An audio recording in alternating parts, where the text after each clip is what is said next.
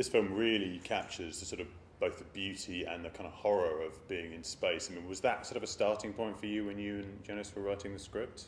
Well, we understood that, but what for us the most important thing was the metaphorical possibilities of space. You know, it's you have one character that is living in her own bubble, literally, and is drifting, following her own inertia, getting farther and farther from Earth, where life and human connection exists. You know, so there was something already there that was there. You know, there was a clear metaphor of something, and then we decided to use this scenario that was proposed by another scientist called the Kessler syndrome. That is this possibility of collisions between objects in space, creating a chain reaction. And we decided to use that as a metaphor for adversities and create a film that is about adversities and the possible outcome of them as a possibility of rebirth. And rebirth, I'm talking about a gaining of a new knowledge.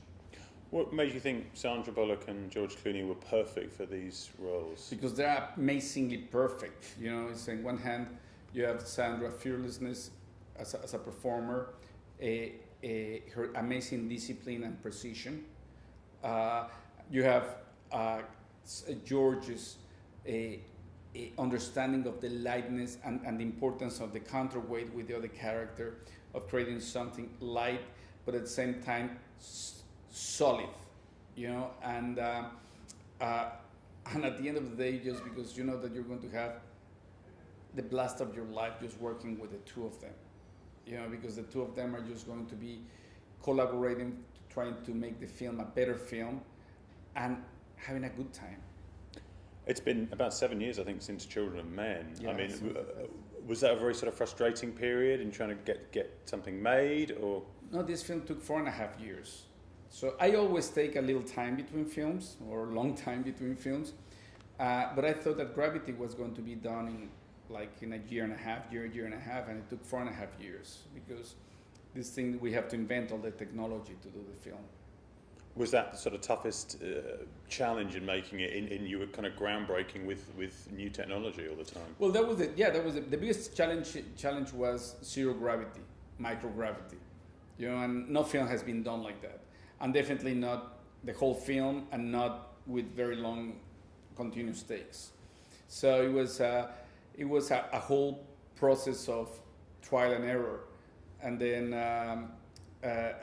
you know, like sometimes it was like just jumping into the void, because you didn't know if what you the prototypes that you have done were actually going to work. We got lucky.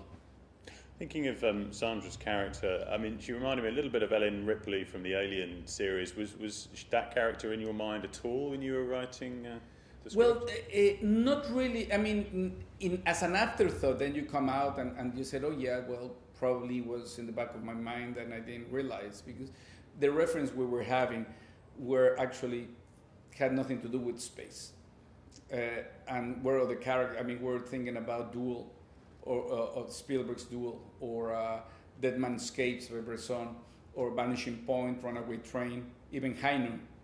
You know, but if it's Alien, I love Alien as well, so I'm happy.